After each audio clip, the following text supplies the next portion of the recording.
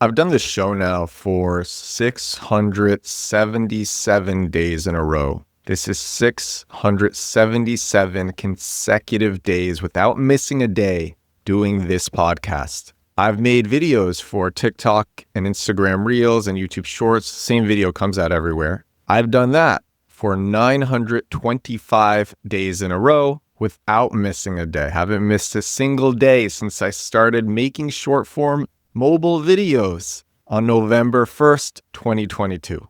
I've sent out my weekly newsletter now every week without missing a week for around 2 years. When I started the weekly newsletter, I missed a few weeks. And then I said, I'm going to take this serious. And I haven't missed a week since I said that to myself. On Duolingo, I have a streak. I have a streak on Duolingo I'm loading it right now, of 1,261 days. Streak on Duolingo, 1,261 days. So this episode of the podcast it's how to be, if you want to be consistent, and maybe you're struggling with that, or you just need some inspiration to continue being consistent. That's what this episode is about. You know, I think it's pretty hard to do something right the first time, but it's pretty easy to take a lot of stabs at it and then eventually get it. So if you're trying to start, for example, a successful business or make a great video, that business that you start, it actually might be a good concept, but you might just execute it really, really poorly because it's at the beginning and most people do things wrong at the beginning. But day after day, you hack at it and it gets better and better and better. Same thing with a video. You try making a good video, it's really bad because it's your first one, and then they get better over time. A lot of my most successful videos were times when I didn't want to make a video, or I thought this was so bad, and I had just gotten into the habit of putting out the content, of making the content and putting it out. And I'm going to share examples as well. So I'm going to share 2 resources for this. One is by Shaan Puri, a co-host of My First Million. Shaan Puri makes really good content. And he wrote this in a newsletter a couple of weeks ago. I'm going to share that. I thought it was there was some things that were applicable in it. And then the second thing I'm going to share, something that I've shared on this podcast before. I'm going to continue sharing it. It's just one of my favorite reads from Paul Graham, founder of Y Combinator. Paul Graham, great writer. I'm going to share a specific excerpt from his essay called How to Do Great Work. It's one of his most popular recent essays. How to Do Great Work. And there's an excerpt in that I love so much, and it's so good, and it articulates what I believe in. Really, it just nails it. So let's start with this Shaan Puri thing. And again, this episode is just meant to inspire you to be consistent, to keep at something, or you're already doing it to give you the fuel to keep going. So this is from Shaan Puri's series, 1 Minute Blog, and it's really short.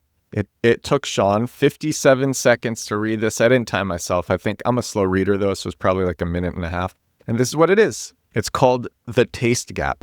In the 1970s, there was a janitor working at a high school in Maine. One day, while cleaning the locker room, he got an idea for a book. The janitor went home excited that night and wrote the first 3 pages. He read them over and hated it, so he threw it in the trash. Later that night, his wife found those crumpled up balls of paper while emptying the trash. She read the beginning of the book and loved it. She got curious what happened next and begged her husband to finish it. Like any husband knows, happy wife, happy life, and he knows she wouldn't stop nagging him about it until he did it, so he finished the book. That garbage book, Carrie. That janitor, Stephen King. Carrie ended up being Stephen King's first big hit and has sold over 4 million copies. But it almost didn't even happen. You see, Stephen King experienced a phenomena that most of us face, the taste gap. Here's how Ira Glass, host of This American Life, describes it. Nobody tells this to people who are beginners. I wish someone told me. All of us who do creative work, we get into it because we have good taste. There is this gap. For the first couple of years you make stuff, it's just not that good. It's trying to be good, it has potential, but it's not. But your taste, the thing that got you into the game, is still killer. And your taste is why your work disappoints you. We all start with the ability to recognize greatness. We know what we like, we have taste, but our ability to create greatness, it lags way behind. So we make something, we look at it and we think, this effing sucks. But the taste gap isn't a sign you're failing, it's a sign you're on the right track. We all go through this. And if you're just starting out, or if you are still in this phase, you gotta know it's normal, and the most important thing you can do is a lot of work. Here's the secret. No first draft is good. Not Stephen King's, not yours. The ones who make it are the ones who keep going despite the gap. So next time you create something and that voice in your head says, this sucks, remember the janitor from Maine who almost threw away Carrie, and keep going. I'm going to have the link to this in the description for this episode. Again, it's from Shaan Puri, ShaanPuri.com. When I was reading this, there was this one line, no first draft is good, not Stephen King's, not yours. The ones who make it are the ones who keep going despite the gap. And one of the first things that I was making videos about, it's about this podcast matching tool called AIPodcastMatcher.com. It uses AI to match hosts who want guests on their podcasts with guests who want to go on podcasts. Before I started my TikToks and Instagram Reels on November 1st, 2022, I was using that tool to go on podcasts, and I went on 30 podcasts in 3 months. I originally was going on podcasts to get backlinks from the podcasts. And so it has a generous affiliate program. And because I like the tool and I use the tool, I made TikToks and Instagram Reels recommending it. But I was always recommending the tool from the perspective of use it to get backlinks, use it to increase your domain authority. And it is great for that. Going on podcasts is great for that. It's a really unique source of links. It helps all of your marketing to do that, and you get backlinks. I totally recommend going on podcasts to increase your SEO domain authority. But I've made all these videos from the perspective of go on podcasts to get links, and here's the tool to do it. Sharing my affiliate URL, which is AIPodcastMatcher.com, goes to actually my affiliate URL, 301 redirects to it. But I never made videos just explaining the raw purpose of it, which is, again, you don't need to be well known to go on podcasts. You just need to put out a profile, and then hosts who want someone like you on their show will find you because the algorithm matches you to them, and then you go on podcasts. And it was only, I'd been making videos for maybe 700 days at this point, 650, I don't remember. It was several months ago, and it was the end of the day. I needed to make a video. I hadn't made a video yet. I'm like, oh my God, what am I going to talk about? I'm just going to make another video about this podcast tool. I never made a viral video for it, but it's a tool that I loved. And I'm like, I'm just going to make another video for it. And tomorrow I'll make a better video. And I made this video in 5 or 15 minutes, so fast. I was at a cafe. I made it 5 or 15 minutes. And that video made me their biggest affiliate. It's gotten millions of views. I didn't even want to put it out. And it's gotten millions and millions of views. Now it's so viral that I can keep reusing it. And again, it's made me their biggest affiliate. And all the revenue that I get from it is recurring revenue because people sign up to use this service and then they pay every month. And so I get a percentage of that every month. I forget what the percentage is. I think it's like 30% of whatever people pay every month. And I get 30% of that, that's a great affiliate program. This is the video, by the way, if you want to see it. Here it is. You can get on tons of podcasts even if nobody has heard of you. I use this site to get on 30 podcasts in 3 months. You fill out a profile and then their algorithms use it to match you with podcast hosts who want guests on their shows. You get 3 matches a day. Even if nobody has heard of you, people will match with you. The shows are small, but it's an easy way to start building a brand. When people search your name on YouTube, the shows appear. And then you can use these small shows to get on bigger shows. AIPodcastMatcher.com uses AI to match you with hosts who want you on their shows. Hope you enjoyed that. I don't know if I've talked about this video on the podcast before, but I don't know if I shared it. Same thing with this podcast. When I started this podcast, I had it as Twitter. I forget if it's called Twitter Lives, but I was doing just live audio streams on Twitter. And I was saving the recordings and then just uploading the recordings to YouTube. And then I'm like, okay, the sound quality isn't great. Also, like, I have all these bad takes. I want to cut them out. So I'm just gonna record it not live and then cut it up so I have the best stuff in, and then upload just the audio. And then after doing that for many months, I think almost a year, my friend Avni Barman, she's like, you should be doing video. You should show your face. So I said, okay, I'm going to show my face now. And I started going to different cafes or recording from home, whatever, and just recording myself speak, just like I'm doing right now. And I didn't actually put in any graphics. And it was only recently that I started putting in graphics. And it was only recently that I started actually looking like, what do people really want to hear about? How can I make the titles more appealing? How can I improve the thumbnails a lot? And I have a thumbnail designer and I work a lot on the titles.